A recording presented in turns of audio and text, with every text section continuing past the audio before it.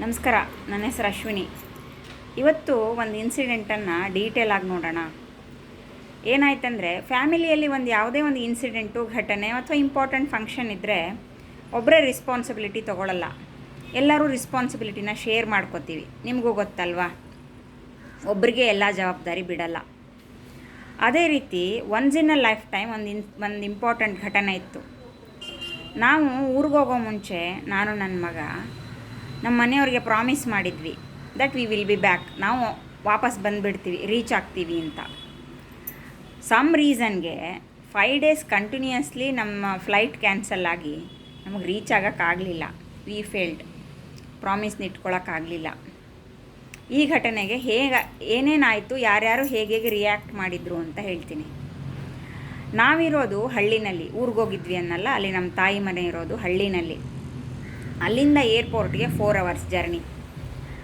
Continuous ಆಗಿ 2 days ನಮಗೆ next ಡೇಗೆ ರೀಶೆಡ್ಯೂಲ್ ಆಗಿದೆ ಅಂತ ಮೆಸೇಜ್ ಬಂತು. ಅದರ ನೆಕ್ಸ್ಟ್ ಡೇ ಏನಾಯ್ತಂದರೆ, ಸರಿಯಾಗಿ ಏರ್ಪೋರ್ಟ್ವರೆಗೂ ರೀಚ್ ಆಗಿ ನಮ್ಮ ಬೋರ್ಡಿಂಗ್ ಟೈಮಲ್ಲಿ ನಮಗೆ ಫ್ಲೈಟ್ ಕ್ಯಾನ್ಸಲ್ಡ್ ಅಂತ ಇನ್ಫಾರ್ಮೇಷನ್ ಕೊಟ್ಟರು. ದಟ್ ಮೀನ್ಸ್ ನಾವು 4 hours ಅಲ್ಲಿಗೆ ಹೋಗಿ ಅಲ್ಲಿ ನಿಂತ್ಕೊಂಡು ಅಲ್ಲಿ ಪಾರ್ಕಿಂಗ್ಗೂ ಪೇ ಮಾಡಿ ಆಮೇಲೆ ಫ್ಲೈಟು ಕ್ಯಾನ್ಸಲ್ ಆಗಿ ಅವರು ನಮ್ಮನ್ನು ವಾಪಸ್ ಕಳಿಸಿದ್ರು. ಅರೇಂಜ್ಮೆಂಟ್ ಮಾಡ್ತೀವಿ ಅಂತ ಪ್ರಾಮಿಸ್ ಮಾಡಿದರು. ಬಟ್ ಅದು ತುಂಬಾ ಶ್ಯಾಲೋ ಇತ್ತು.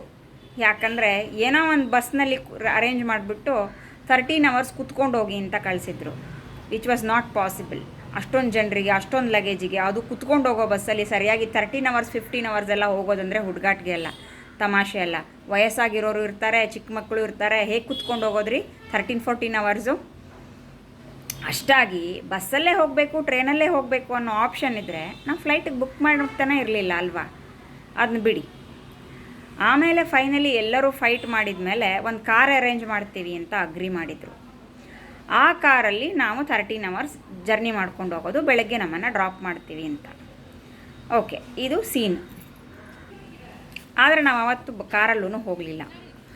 ನೆಕ್ಸ್ಟ್ ಡೇಗೆ ಬೇರೆ ಕಂಪ್ನಿದೇ ಫ್ಲೈಟ್ ಬುಕ್ ಮಾಡಿಕೊಂಡು ಕಟ್ ಜರ್ನಿ ಮಾಡೋಣ ಅಂತ ಒಪ್ಕೊಂಡ್ವಿ. ಆದರೆ ಬೈ ಸಮ್ ರೀಸನ್ ಆ ಫ್ಲೈಟೂ ಕ್ಯಾನ್ಸಲ್ ಆಯಿತು. So we could not make it. ನಾವು ಬರೋಕ್ಕೆ ಆಗಲಿಲ್ಲ.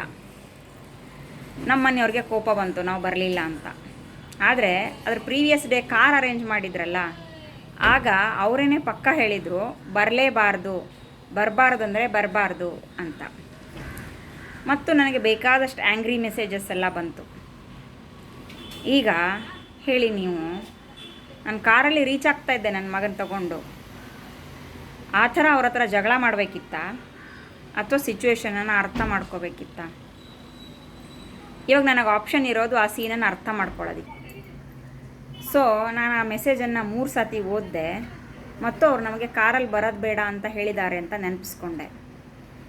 ಸಿಂಪ್ಲಿ ಅಲ್ಲಿರೋದು ಒಂದೇ ಒಂದು ವಿಷಯ, ನಾವು ಅಲ್ಲಿ ಇಲ್ಲ ಅನ್ನೋ ಡಿಸಪಾಯಿಂಟ್ಮೆಂಟು, ನಾವು ರೀಚ್ ಆಗೋಕ್ಕಾಗಲಿಲ್ಲ ಅನ್ನೋ ಡಿಸಪಾಯಿಂಟ್ಮೆಂಟು.